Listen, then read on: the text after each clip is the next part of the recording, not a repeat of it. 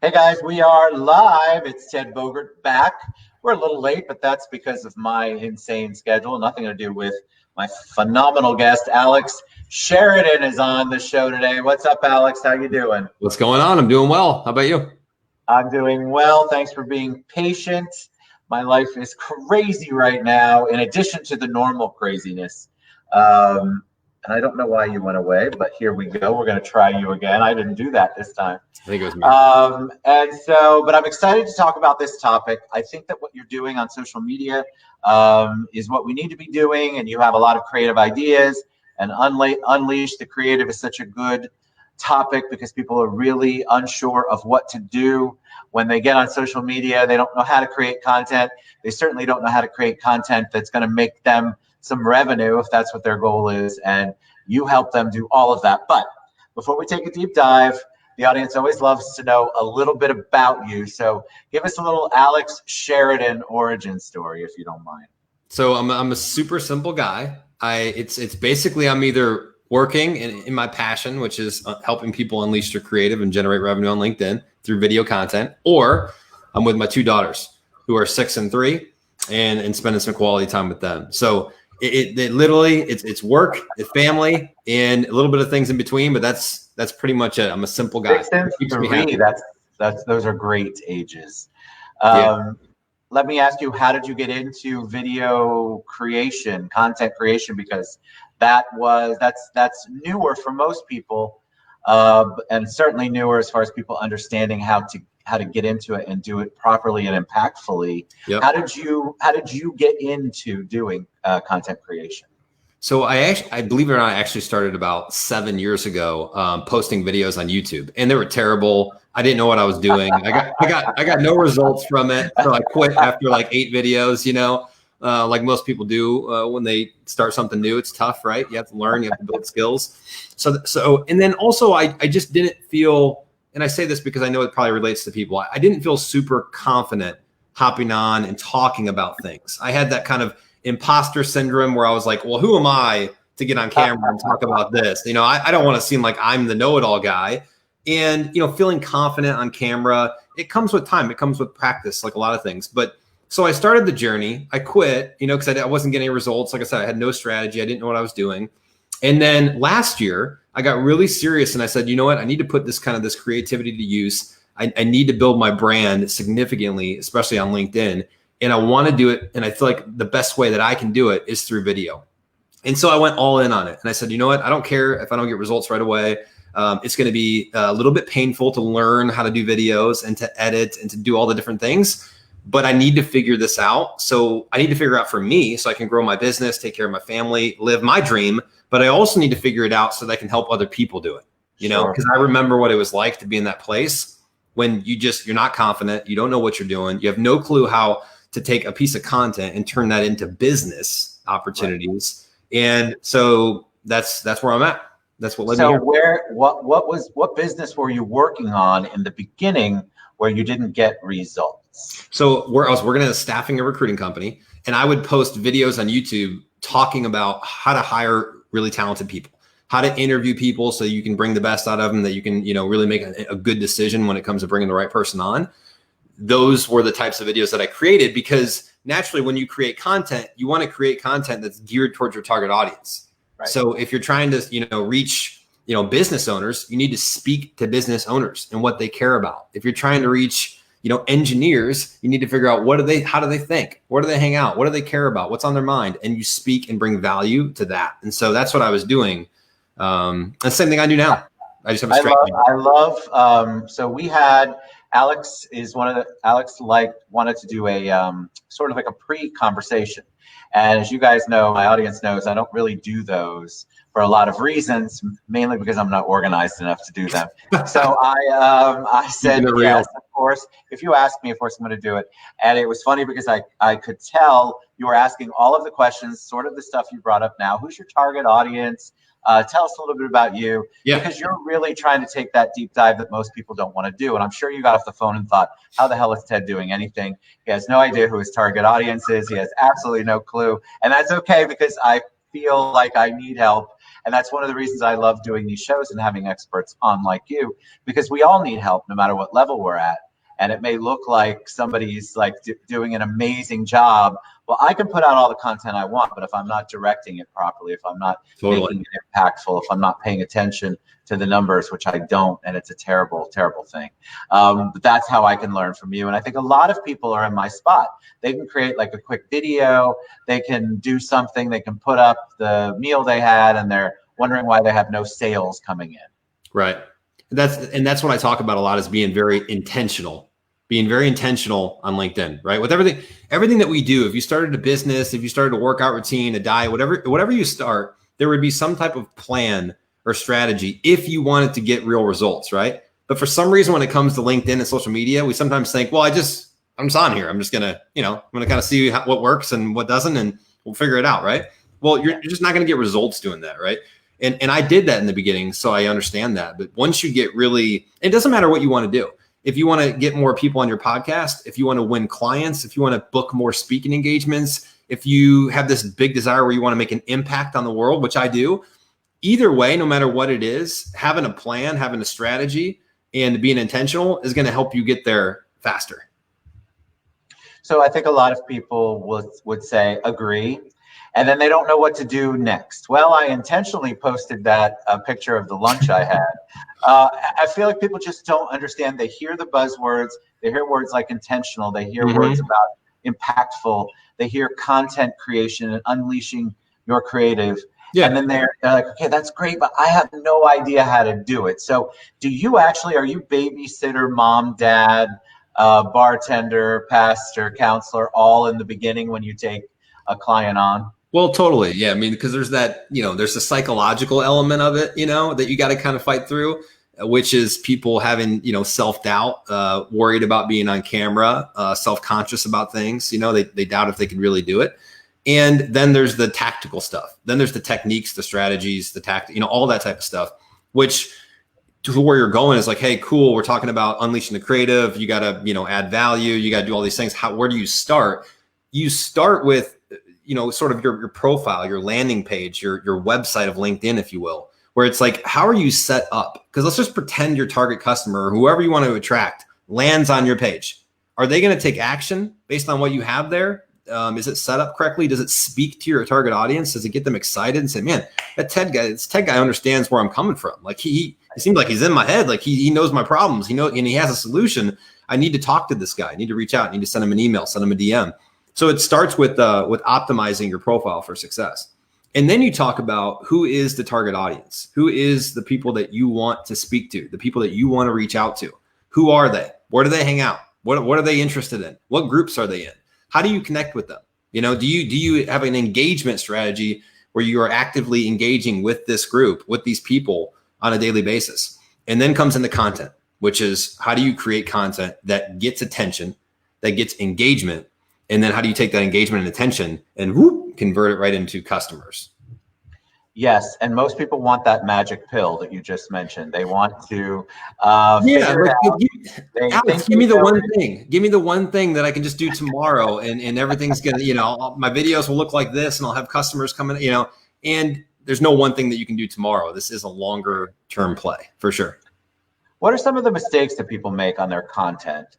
I feel like even though I do it all the time, there are things that, and I'm trying to figure out what I can do better. But I think a lot of people haven't even taken that first step. So or they take the first step and they go, wow, like you did, oh, this is not working out for me. What are some of the mistakes that they make, that we all make in the beginning? So one of the biggest mistakes is people tend to introduce themselves when they first. So LinkedIn, it's mostly short form content, which means you're going to post a video and it's going to be anywhere from 30 seconds to 2.5 minutes, maybe 3 minutes. It really shouldn't be beyond that. And when I first started working with people, I see people posting these 4 to 5 minute videos. They're way too long. I did a video about this. I was like, your videos are too long and too boring. And that was a video. And it was a 45-second video just to prove a point.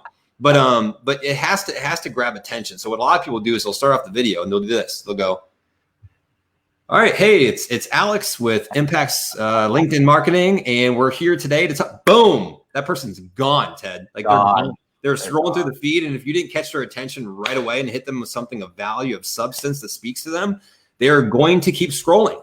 On top of that, the video is 4 to 5 minutes long. So when you see that much time, someone's randomly most people are just randomly scrolling through LinkedIn. They're looking for something that jumps out at them. 5 minutes is a lot of time to give to a stranger that you've never seen before. So when you first start creating pieces of content, videos specifically, you need to make them 45 seconds to a minute to 2 minutes, because people will give you that time versus saying, hey, watch my video for 45 minutes. We've never interacted before in our entire lives. Right. But you do need it to stand out. You have to grab their attention. So scrap the intro, scrap the, hey, my name is this, this, and this. Our names are right here. In this case, it's right here. But like, we know the name. You don't need to tell your name. You don't need to talk about, hey, today you get right to it. I love I don't do them like I should, but I love shorter videos. And I think the impact is better, because you're right. If I'm scrolling through LinkedIn, if it says it's a 10-minute video, the chances of me even clicking on that are slim. Right. To none. So let's say so you create this really cool 45-second video. You feel good about your content. And then the promotion part too is, I think, where people don't know what to do. Do you use hashtags on LinkedIn?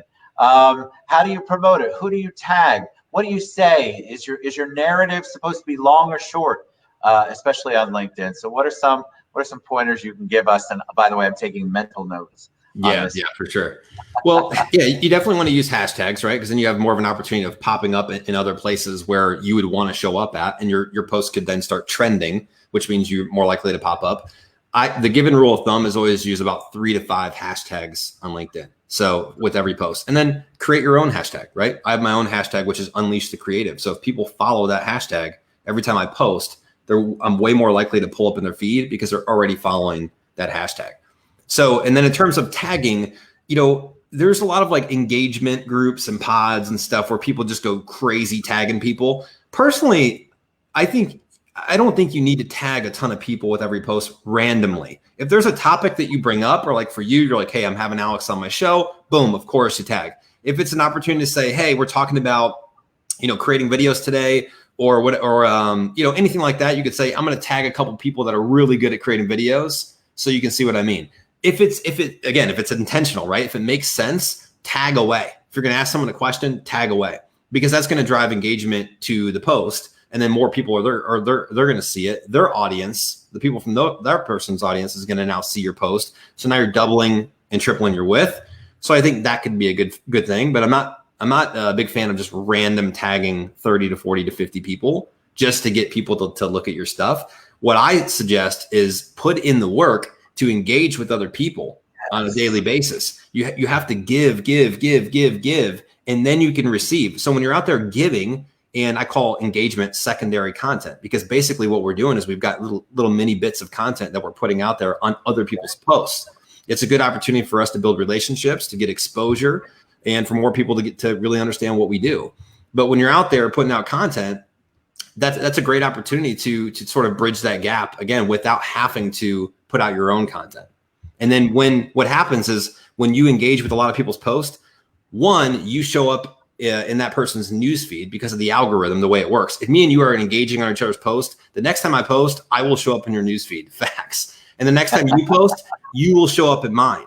So we've got one, we're working the algorithm, but two, we've also got this kind of hidden, kind of thing going on now where it's like, well, I've commented on Ted's stuff. Now he kind of comments on my stuff. And so we kind of have this unwritten rule of like, hey, when we see each other's stuff, let's show each other some love, Correct. Let me ask you about, I want to talk about engagement, because I think people that's one of the biggest stumbling blocks. They don't know how to say or engage in a way that not only makes sense, but sounds professional. But a quick question on something that's going around LinkedIn. You mentioned the arbitrary tags. What's your thought process on this? I've hit 17,000 and I'm going to now tag 2,000 people in the post. Do you think that is a positive way to gain? I'm getting tagged a lot, and so it's certainly doing something, but I'm not a fan of it. And I would love it if you disagree with me, if you convince me otherwise. No, I'm not a fan of it either. Okay. It's one of those, like, it goes back to what we were talking about earlier. It's like the get rich quick thing. It's like, how can I get all these connections? First of all, are those even the connections that you want to connect with? You know, I see people with 20, 30,000 followers, they put out a post and gets 1 like, you know, like, so you want to make sure that not everyone that you connect with has to be in your target audience, but you should be connecting with people that it makes sense for you to connect with. So yeah, I'm never a big fan of the spammy stuff. I don't like the freaking million tags. I just don't even respond to them. You know, when someone tags me in something and I've never even engaged with them before, I'm not responding to that. The worst part about the tag, if anybody is listening on LinkedIn on this part, is that when they tag, every single time somebody comments on that post on LinkedIn and you've tagged me arbitrarily, I get a notification. And so that's what made me not be a fan. Because I like to have real engagement, which I want to talk about next. But I don't mind if people are trying to build, and I understand the thought process. But if I am getting it 2-3 times a day, and then every single person commenting on each of those posts every time it's my LinkedIn, it's too much, and it's a little bit invasive for me.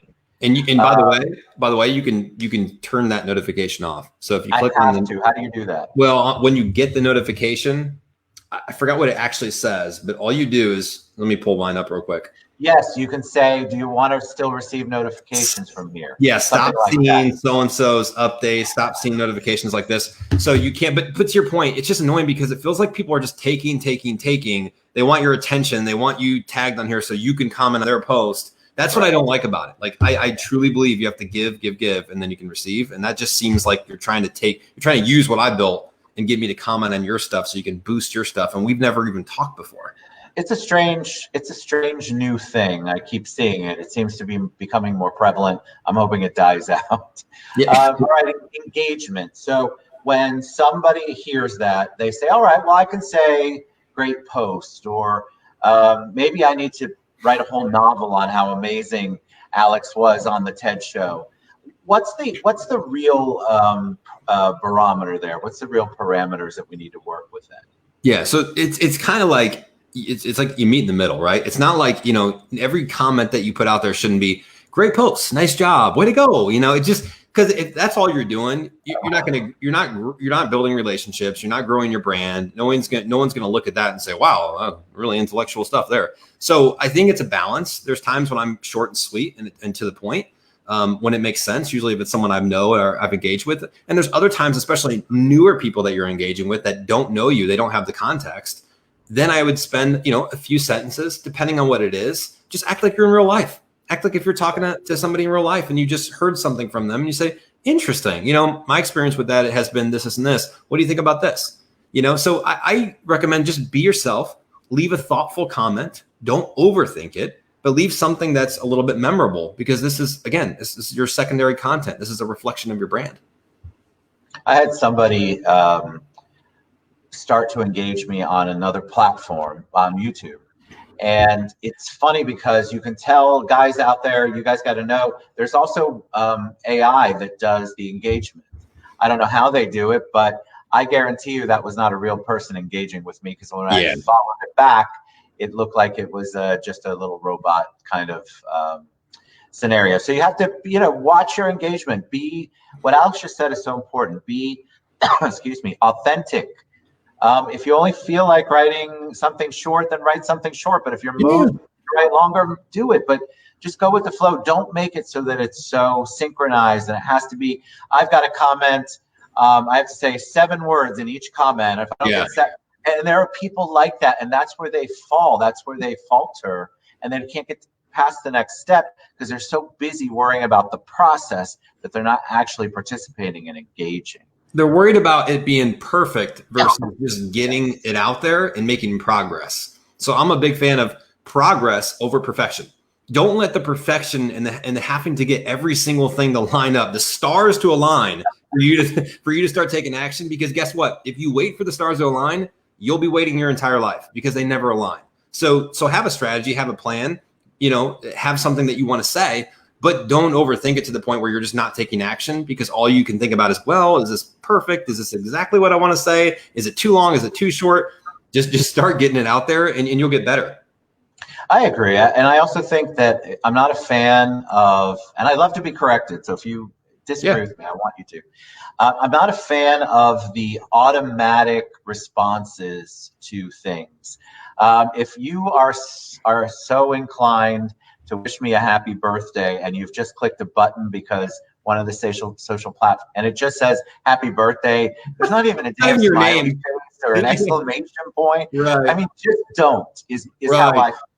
So I don't want it, but a lot of people think, well, I wish 20 people happy birthday today. No, you didn't.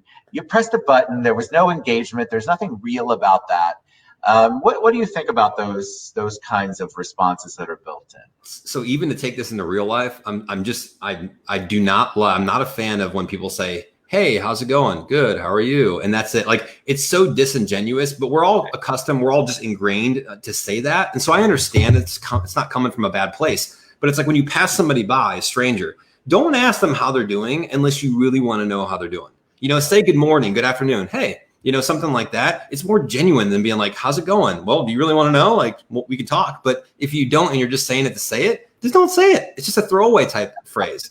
So the same thing applies on LinkedIn. I literally got in a friendly debate, I think 2 days ago, about this because someone had posted about, hey, here's how you send a connection request. And it was some very generalized, probably automated thing. And they were making it out to be like it was some personalized, awesome connection request because it said, I checked out your profile and I was impressed with what I saw. And I commented in a polite way, but I was like, where's the personalization of this? I don't see it, because you saying you're impressed with my profile and you've seen my content, that doesn't give me any specifics. That you could literally automate that. And there's automation systems, like you mentioned, that like 100%, you could type in your message and connect away and message away. But we've gotten to a point where it's so easy to see that. I thought so, at least, until I saw this post. I was like, can you not see that? And other people jumped in and they're like, dude, this is totally automated. This is totally like just spammy. And so my thought, when I connect with people, I don't send the message with the connection request. Because one, I'm like, I don't think the research shows is like 3% more connection rate or acceptance rates when you send a message. So like 3%, it's not even worth it. And two, how many people are you connecting with a day? 40, 50, 60, whatever it is. What are you going to send a connection request to every single person that's personalized? Not going to happen. So what I'll do is I'll send a connection request, unless it's something specific or it's like one person that I want to really get, then maybe I'll do something. But I'll send the request. And then when they accept it, then if it makes sense, if there's someone in my target audience, then I may send them a video DM or a voice DM or something like that to then make it a little bit more personal and speak out to them. Right. I love that personalization part. I think people get so caught up in the automation, they forget that people do really want to be engaged. And what's funny, those same people are the ones that were complaining about how there's no customer service out there. And right. It's just that's the kind of stuff that drives me crazy on social media. All right. So unleash the creative. What is something that somebody can do? Especially in this world, you have to be creative, right? We've all had to go creative, especially since COVID and the lockdown. But if somebody's saying, all right, I like what you're saying, Alex, I want to be creative on LinkedIn, what would you recommend them do? Because LinkedIn's your platform. That's your baby. Mm-hmm. That's where you live, eat, breathe.